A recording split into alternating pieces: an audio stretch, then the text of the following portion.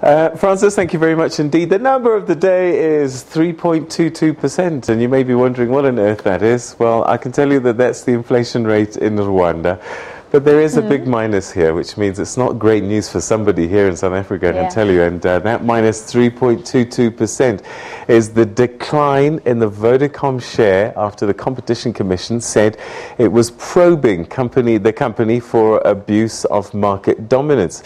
At one point, the shares actually fell by more than 5.5% when investigations was announced this afternoon. But Vodacom recovered before the end of the business close this evening.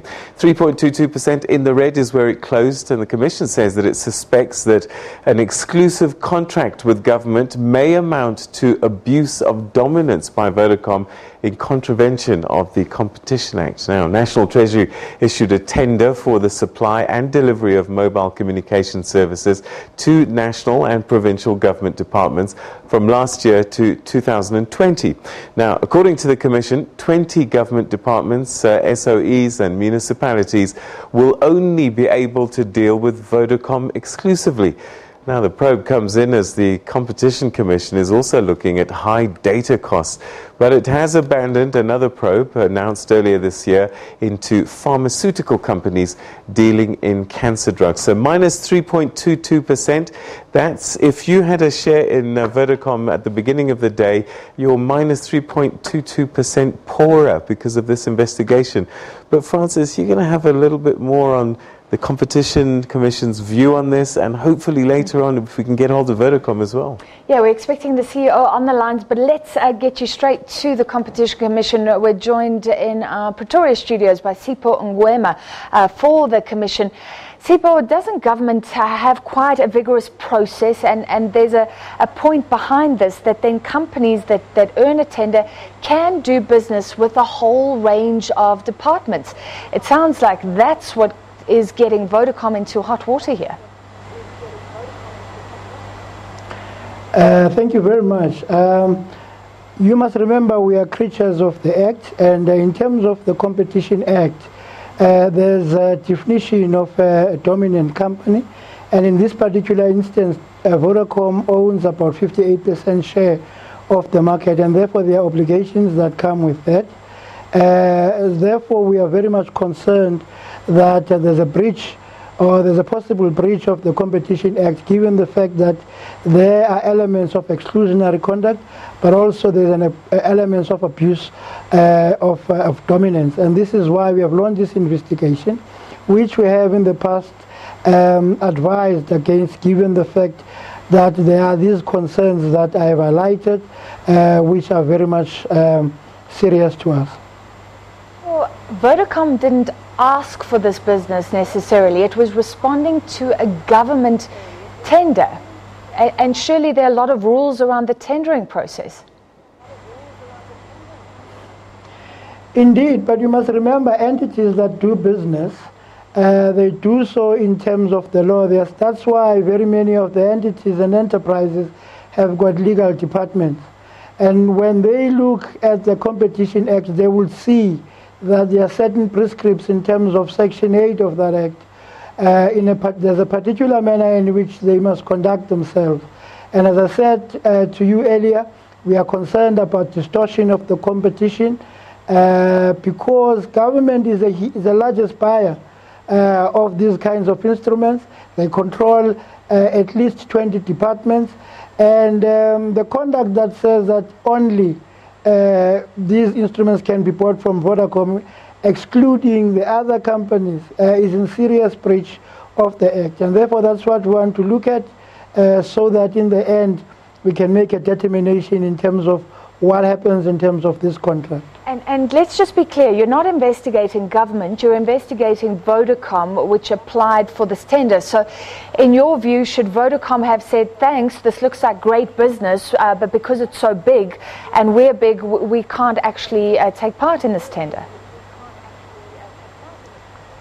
As an agency, we enforce the law, and the law prescribes clearly to us in terms of who we must investigate. And as I said earlier, we are investigating an offense of abuse of dominance. And when we are investigating an offense of abuse of dominance, you look at the enterprises involved.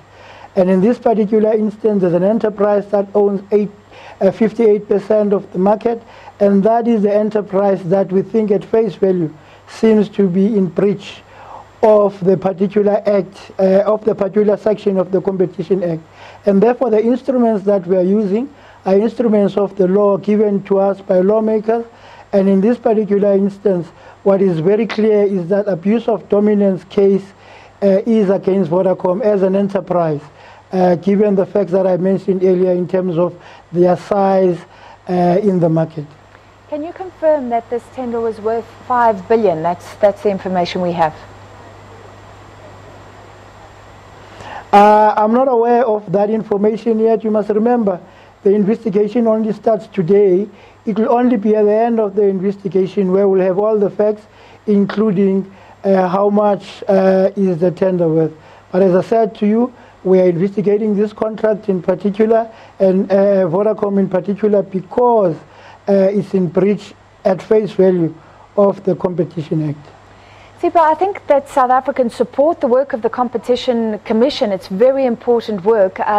It also has huge commercial implications. We saw Vodacom's shares being hit today. They've already been hit because of the data probe, the probe that you're doing. So will you try and wrap this up as quickly as possible? When will we know the outcome? I think what is important to us, given the obligations on us in terms of the law and our performance, is to make sure we do a thorough work. It will also be up to the parties that are involved in the contract. How long does it take for them to assist us? But at the end of the day, yes, indeed, we would want to finish investigations reasonably quicker. However, we need to do a thorough job and make sure that there is no side or any aspect of the investigation that is left unattended. And therefore our concentration is to make sure that the kind of product that we come up with at the end of the day is a quality product, and therefore we're able to take a correct decision in terms of the law. Sipho, my final question is, are you being careful when announcing probes? Should we not be concerned that perhaps your commission is biting off more than you can chew? And I raise this because on this very day we hear that a big probe announced recently into Aspen, other pharmaceuticals around cancer drugs, you've dropped. So that had commercial implications for those companies, and now you're no longer pursuing that probe. No, you must remember the task of an investigation is to establish facts. And if you look at our record before the Competition Tribunal, in fact, you would think twice before you make some of the comments that we have made already. We have a very highly successful record because we do thorough work. In fact, your question before that had implication also on the product, because you were implicating or you were inferring that we should rush the probe in order for us to avoid certain issues. But if I were to go to the pharmaceutical investigation, we looked into those three products because, as I said earlier, at face value, those prices looked very high. Unfortunately, we could not do an excessive price investigation, because when we then received information in terms of that investigation, we found that the units that are being sold in South Africa of those drugs are very low. So we haven't done excessive pricing exercise, but when we look at the turnover attributable to those drugs, it is very low, and therefore decided not to continue against it, because those drugs are at the end of their lifespan. We wouldn't have known this if we didn't do the investigation. This is Sipho Ngwema from the Competition Commission, and we're now joined on the line by Shamil Yusuf, the CEO of Vodacom. Thank you for being with us, Shamil. Did this come as a surprise to you? Did you believe that you were just tendering as usual for good government business?